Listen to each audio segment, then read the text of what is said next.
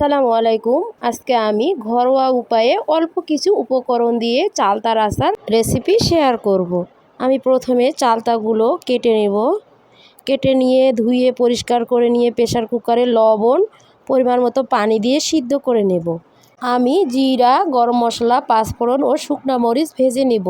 কড়াইয়ে আমি সরিষার তেল, শুকনা মরিচ, রসুন, তেজপাতা ও আদা বাটা দিব। দিয়ে একটু ভেজে নেওয়া হয়ে গেলে এখানে আমি পরিমাণ মতো একটু হলুদের গুঁড়া দিব, একটু মরিচের গুঁড়াও দিব। দিয়ে আমি চালতাটা দিয়ে দিব। দিয়ে এখানে আমি আবারও পরিমাণ মতো লবণ ও স্বাদ মতো চিনি দিয়ে দিব। দিয়ে কিছুক্ষণ আমি ভালোভাবে নেড়ে নেব। আগে থেকে ভাজা মশলাগুলো আমি শিলপাটায় গুঁড়ো করে নিব।